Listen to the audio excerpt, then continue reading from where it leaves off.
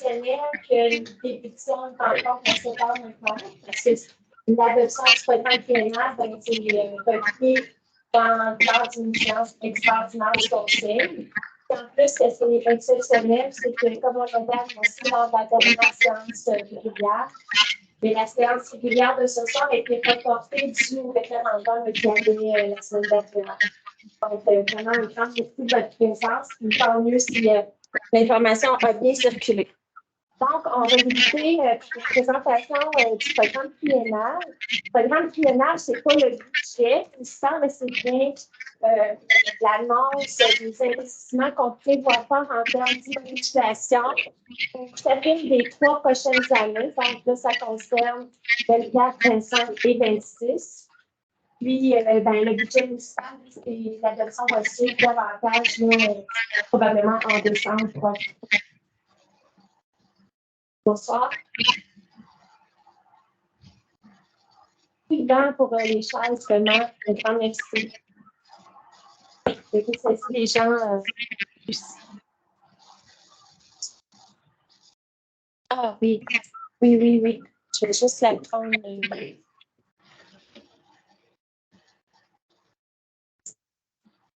Donc, pour faire ça dans les règles de l'art, on procède à l'ouverture de la séance et ça me prend une résolution, une proposition pour l'adoption de l'ordre du jour. À nouveauté. Madame Gauthier, merci. Donc, maintenant, je procéderai à la présentation du programme PNR.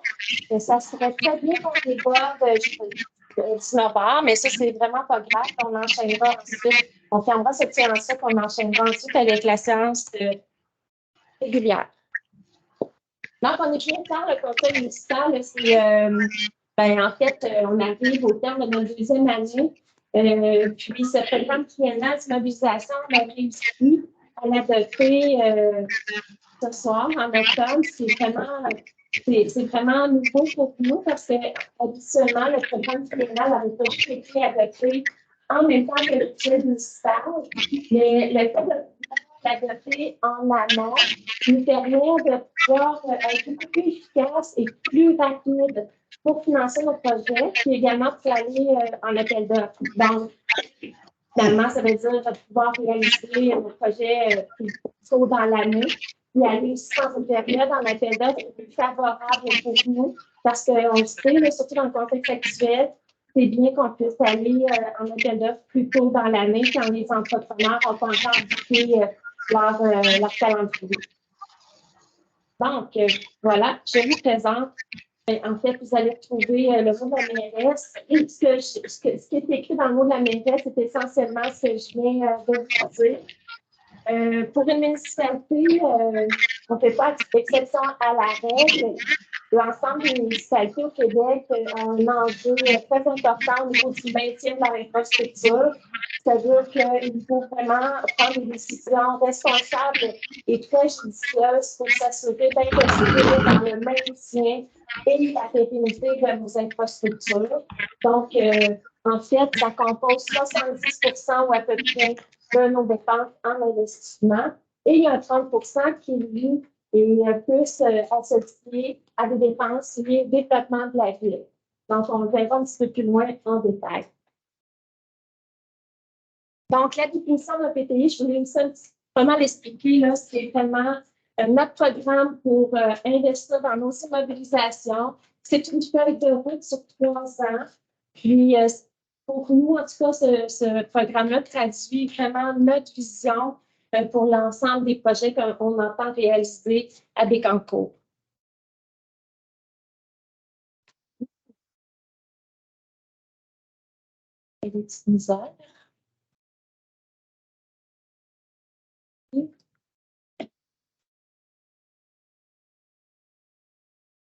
Allez-y bien.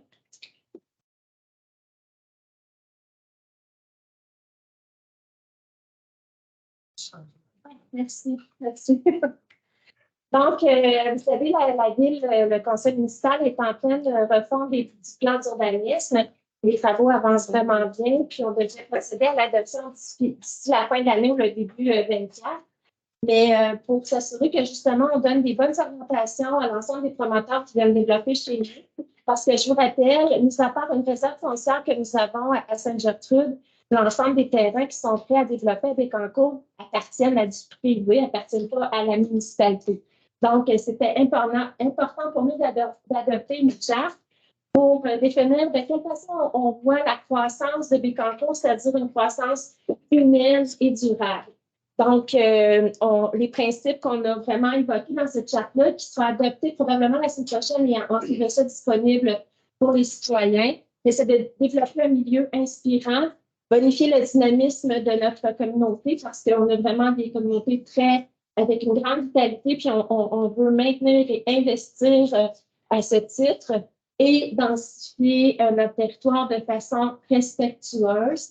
Donc, pour nous, ça a toujours été mentionné, c'est clair qu'on ne veut pas d'exclusion à la zone agricole, on veut plutôt finalement optimiser tout ce qui est déjà zone blanche et notre périmètre urbain déjà identifié.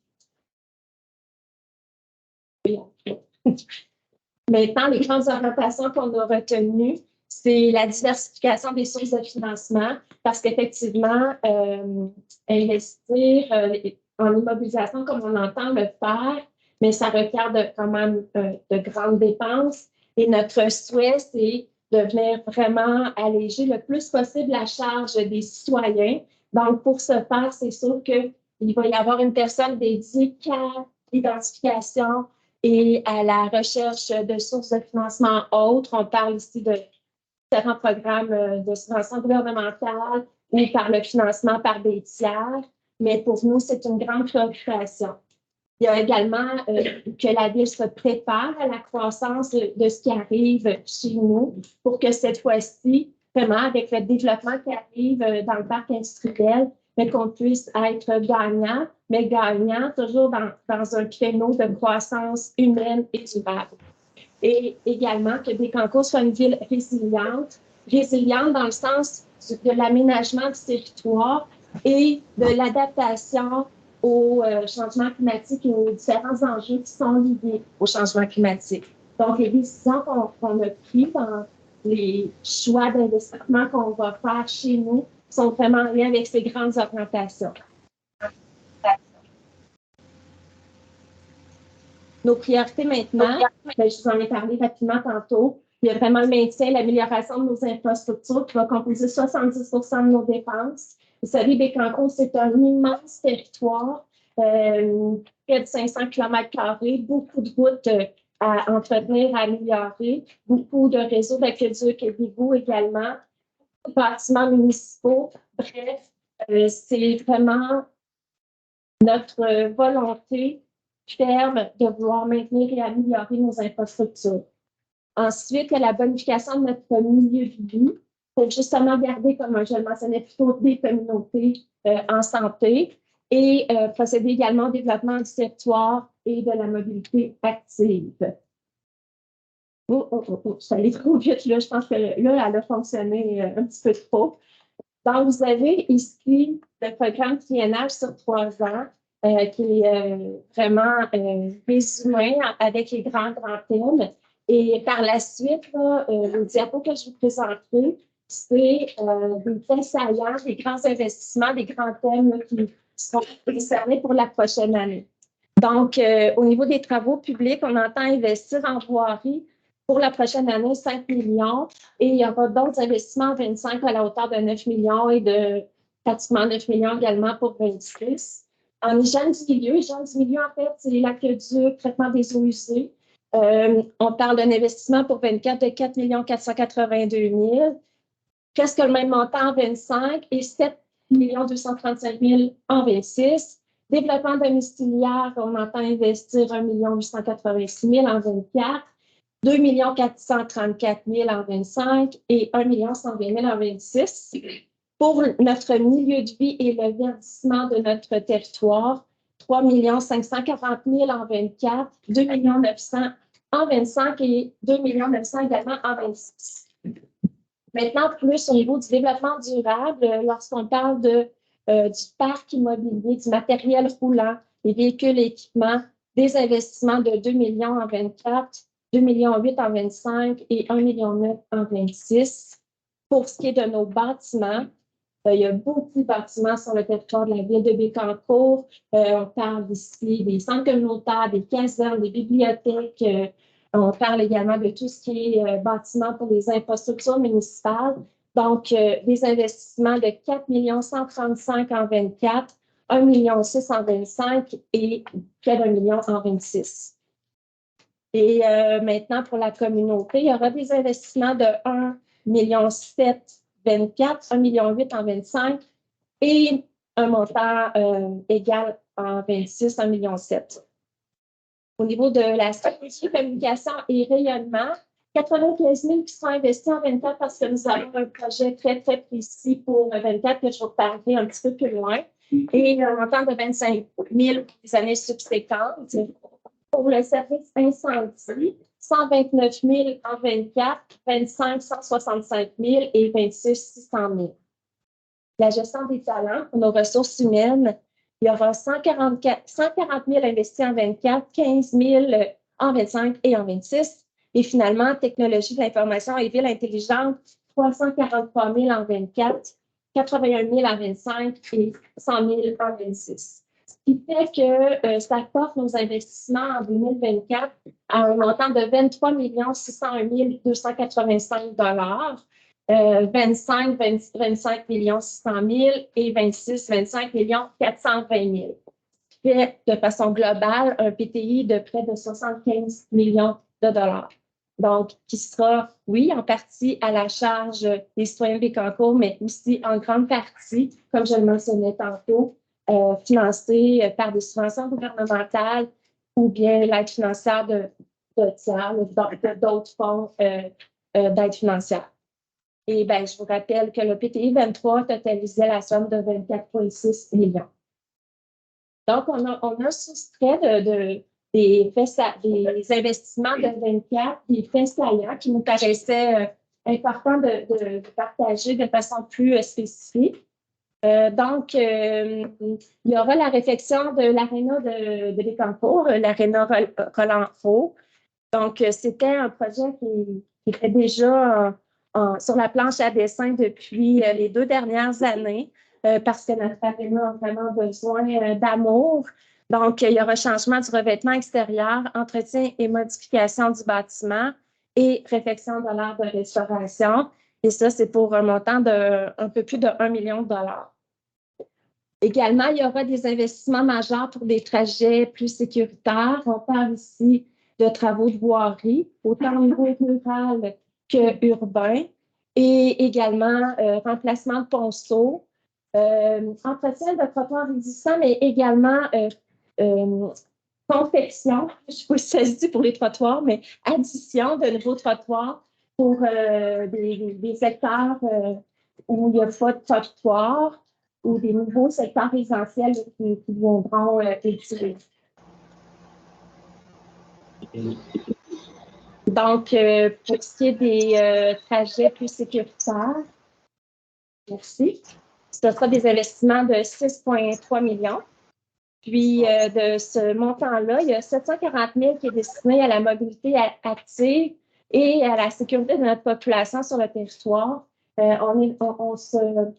On se finalement coordonne complètement à notre politique sur les aînés, à notre politique familiale également, où vraiment les comités là, qui ont procédé à l'élaboration de ces politiques-là ont vraiment identifié leur souhait d'avoir des rues et des trottoirs plus sécuritaires. D'ailleurs, je remercie beaucoup le comité de mobilité, qui, Marion et Pascal, rencontrent des citoyens de chacun des secteurs pour identifier justement des mesures, des projets qui peuvent justement accroître la sécurité routière dans chacun des secteurs. Tu peux changer, Caro. Pour un réseau résilient maintenant, mais c'est des investissements requis au niveau du traitement de notre eau potable et eau usée. Donc, il y a entre autres l'extension et la réfection de conduite pour un montant de 3 millions. Maintien de travaux sur les réservoirs et surpresseurs, un montant de 900 000. Entretien des étangs et des postes de pompage, un montant de 492 000. Donc, c'est un total pour ces travaux-là de 4,48 millions. Et entre autres, par rapport à l'aqueduc, il y a le réservoir du plateau Laval, là, le grand réservoir blanc et vert là, que vous voyez surplomber le plateau, qui profitera d'une cure de rajeunissement là, parce que c'est nécessaire, c'est requis. Donc, c'est un montant de 225 000.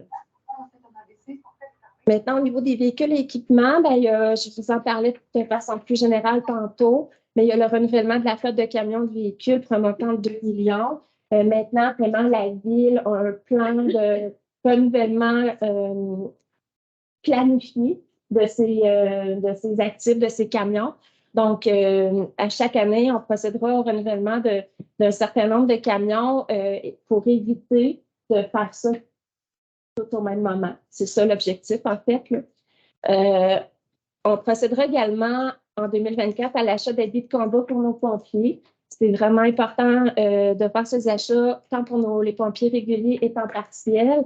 C'est un montant de 70 000 il y aura l'ajout d'éléments de procédure pour améliorer la santé et sécurité également de nos employés. Ici, on parle de lignes de vie, de cadenassage, donc toutes sortes d'éléments qui sont requis au niveau de la santé et sécurité au travail pour un montant de 70 000 également l'achat de mobilier de bureau pour le même motif, santé et sécurité au travail, mais à ce moment-là, pour l'ergonomie, un montant de 70 000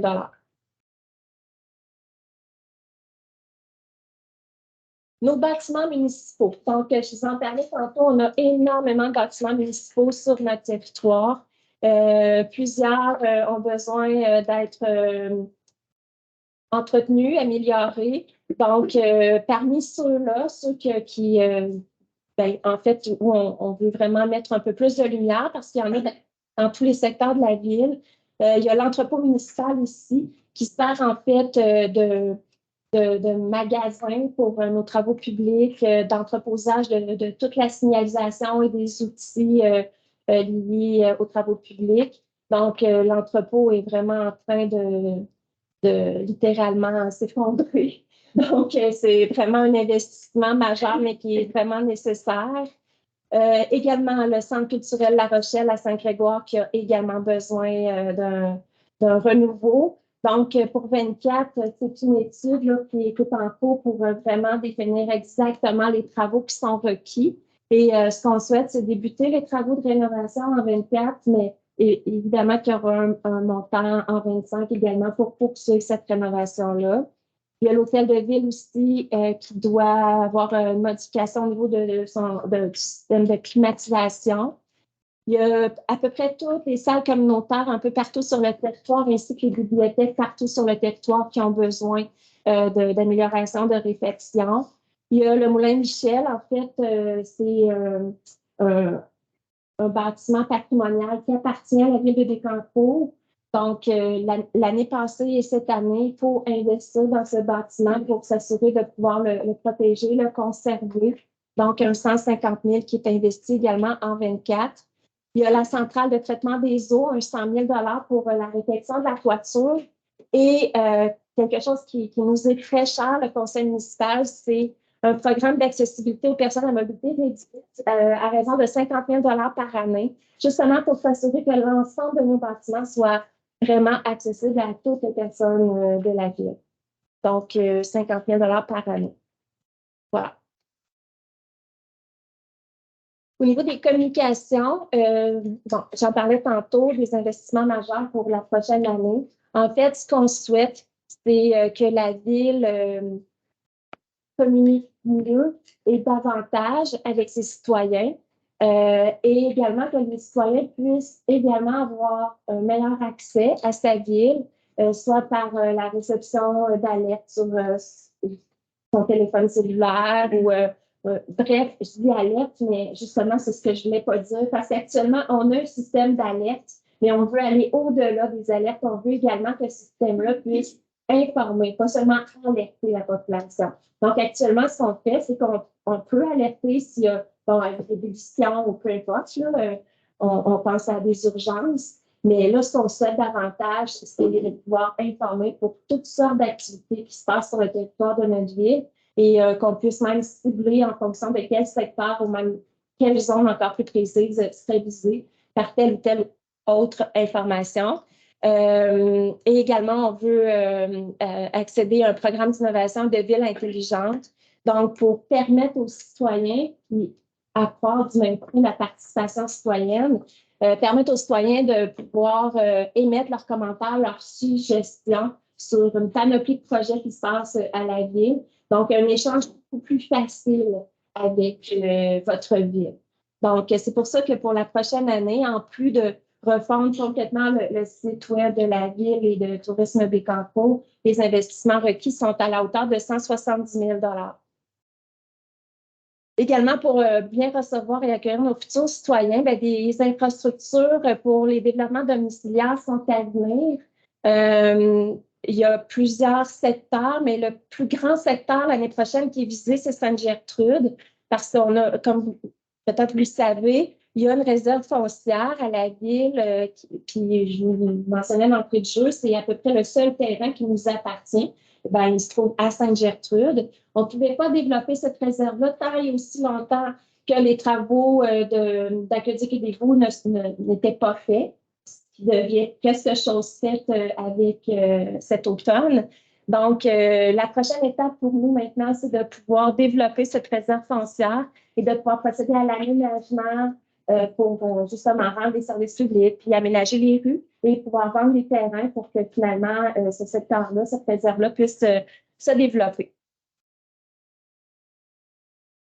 Bécancour Active verte fière de l'être. Donc, vous le savez, c'est cher à notre cœur, les élus municipaux, on l'a annoncé plusieurs fois. On veut vraiment un lien cyclable intersecteur, un réseau qui va pouvoir unir l'ensemble de nos 6 secteurs. Donc, actuellement, en cours, il y a un plan directeur qui est à l'étude et on aura des recommandations à savoir de quelle façon c'est le mieux de le faire, de quelle façon c'est le mieux d'investir. Donc, cette étude-là qui devrait nous arriver d'ici la fin de l'année nous permettra de tout de suite enclencher des travaux pour 2024 et commencer des tronçons de ce réseau cyclable en 2024. Également, on veut réaliser le plan de mobilité active. Ça, c'est directement sur le plateau Laval au montant de 740 000.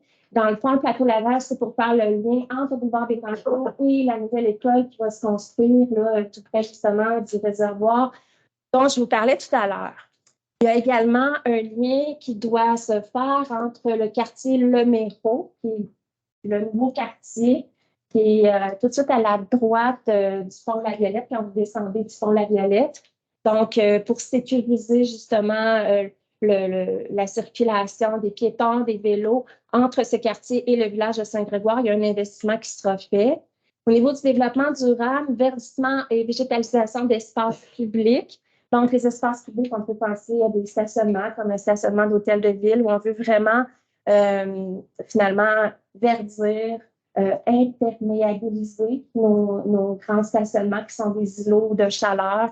Donc, l'année prochaine, on ira avec un montant d'investissement de 150 000 $. Et ça, mais c'est toujours dans le but de mieux absorber les coûts qui nous arrivent comme on a eu l'été passé. Donc, ça fait partie justement de nos souhaits de vouloir verdir notre ville.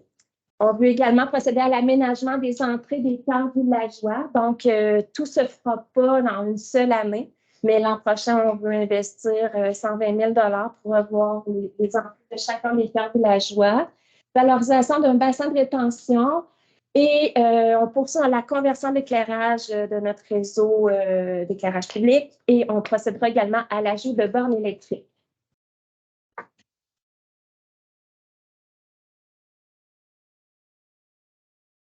Des espaces de qualité pour les petits et les plus grands. Donc, on poursuit dans l'ajout de parcs sur le territoire. Donc, vous le savez, ça a été annoncé. On a procédé à un plan directeur des parcs et des espaces verts parce qu'on veut maintenant être beaucoup plus structuré dans la façon dont on va créer des nouveaux parcs, aussi dans la façon dont on veut entretenir les parcs déjà existants. Donc, c'est cette étude-là, ce plan-là qui nous permettra de le faire de façon beaucoup plus organisée et beaucoup moins, en fait, d'y aller de façon objective. Donc, c'est ça. Puis, pour l'année prochaine, ben, c'est des investissements de 1,7 million qui sont faits. Cette année, on termine avec les parcs qui étaient déjà annoncés. Entre autres, il y a le parc de la rue Noël qu'on va parler ce soir. Il va y avoir aussi le parc à Sainte-Gertrude aussi qui va être fait avant la fin de l'année. Puis le parc des Cygnes qui va être terminé aussi prochainement. Donc, ça va rondement là, au niveau des parcs et espaces verts à Bécancour. Aussi, mais je continue dans mon idée de rendre nos installations accessibles de façon universelle. Donc, on va investir aussi un montant pour rendre nos parcs et espaces verts accessibles à toutes les personnes, finalement, de la ville, à mobilité réduite ou non. Maintenant, je termine avec ça et ça va clore la présentation du programme triennal. Donc, l'effet saillant pour 25-26, je voulais mentionner, on a vraiment l'intention de poursuivre avec la rénovation de notre centre culturel. Il y aura également la sécurisation et l'élargissement du chemin Leblanc. C'est quelque chose qui nous a été beaucoup demandé et avec raison d'ailleurs. Donc, il y a une étude qui est lancée pour qu'on puisse évaluer quel genre de travaux seraient requis et pour qu'au final, les travaux puissent se réaliser en 25 avec évidemment les subventions et le financement de tiers qui accompagnera tout ça. Également, ben, avec le développement du Château Laval, du secteur Saint-Angèle, mais vous le savez, c'est déjà dans les cartons. Mais là, il faut vraiment aller de l'avant avec la construction du boulevard Pierre-Fournel. Donc, on est en démarche avec le ministère des Transports pour voir de quelle façon on peut faire en sorte que ce boulevard-là accède à l'autoroute 30, mais ne vient pas non plus ajouter un accès sur la 30, donc une lumière additionnelle. Donc, tout ça est en discussion avec le ministère des Transports. On poursuit évidemment dans le maintien, l'entretien, la réflexion de nos réseaux et de nos infrastructures. On poursuit aussi dans le prolongement de notre réseau cyclable et on poursuit aussi dans l'ajout d'infrastructures parce qu'on sait qu'il y a un développement, oui, le propriétaire privé du développement essentiel a quand même une charge importante pour justement développer ce nouveau quartier, mais la ville également a sa partie à assurer et il faut le planifier au niveau de nos investissements. Donc, voilà, un grand merci, chers collègues, parce que vous devez savoir que le conseil municipal s'est réuni à au moins 5 reprises pour travailler sur ce programme triennal. Mais en amont de tout ça, depuis le printemps dernier, il y a nos équipes, le directeur général, notre directrice des finances, qui travaillent vraiment activement pour pouvoir faire en sorte que nous, les élus, on puisse avoir des projets documentés, des projets avec des estimations, des projets avec des calendriers de réalisation réalistes. Donc, on est très fiers du résultat puis de ce qu'on se propose d'adopter dès maintenant. Donc, merci, Caro. Donc, j'accueillerai une proposition pour l'adoption du PDI 24, 25, 26. Merci, M. Lamotte. Et ça met fin à la séance extraordinaire. Ah, OK. Excusez-moi. Il y a une période de questions prévue pour le programme triennal des immobilisations. Donc, il porte vraiment sur cette présentation.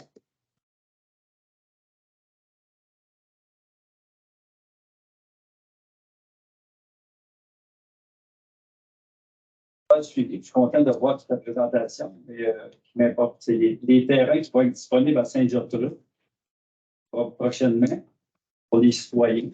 Ce serait bien que ça ne passe pas aux mains d'un promoteur qui achète un ensemble de terrains, puis après ça, il y revend à profit. Ce serait bien que ça soit disponible directement aux citoyens qui se bâtissent sa maison. En tout cas, je pense que ce serait bien que ça ne soit pas mis à la vente, si tu veux, comme aux enchères, puis qu'il y a quelqu'un qui arrive qui achète 25 des terrains qui vont se retrouver à peut-être 10 000 de plus que. Je pense que c'est mieux de mettre 10 000 sur sa maison que de mettre 10 000 dans la main qu'un autre. Je voudrais juste mentionner ça. C'est un bon commentaire. Puis merci pour votre commentaire. D'ailleurs, il faut savoir déjà que ces terrains-là, lorsqu'ils seront mis en vente, seront avec tout service inclus. Là. Donc, voilà. Mais merci. Oui, on en prend bonne note. Puis c'était vraiment dans dans nos orientations. Donc, c'est la ville qui agit comme... Il y a quelqu'un au micro. Si vous voulez poser une question, juste aller au micro. Merci. Simple question. En fait, avec les campos qui se développent, qui va changer son site web, les modes de communication et tout ça, c'est beau les alertes et tout connecté, mais qu'en est-il des personnes plus âgées qui ne sont pas connectées à Internet? Comment tu vois les alertes ou les abus d'ébullition? Tout ça, il a-tu un procédé comme ça? Ben, on a continué quand même à transmettre des avis postaux, mais c'est sûr que la poste ne va pas aussi rapidement. Maintenant, est-ce qu'il y a moyen de procéder par système téléphonique aussi? Là, il y a toute la problématique liée au téléphone filaire versus téléphone cellulaire. Donc, on est confronté actuellement comme à une transition et votre question est excellente parce qu'on se la pose continuellement. Mais ça reste que c'est une belle problématique. Oui. Merci.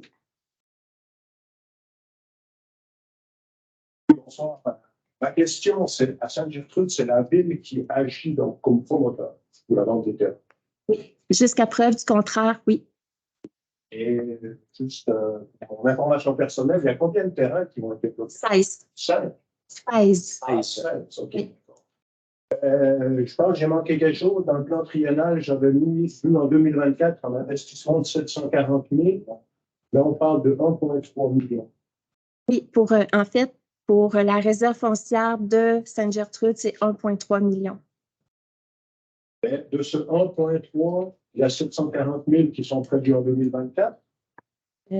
Non, c'est pris dans le plan. On avait vu passer le plan triennal. Là, il me semble qu'en 2024, c'était marqué.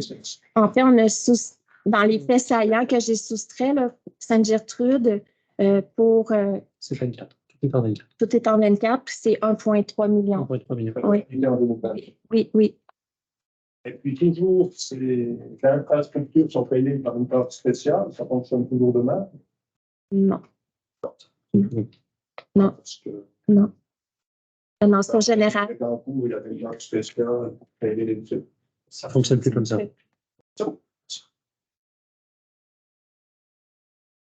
Donc, ça mettrait fin à la séance extraordinaire. Est-ce que j'ai un proposeur pour la lever? Merci. Donc, bougez pas. On ferme cette séance-là et on va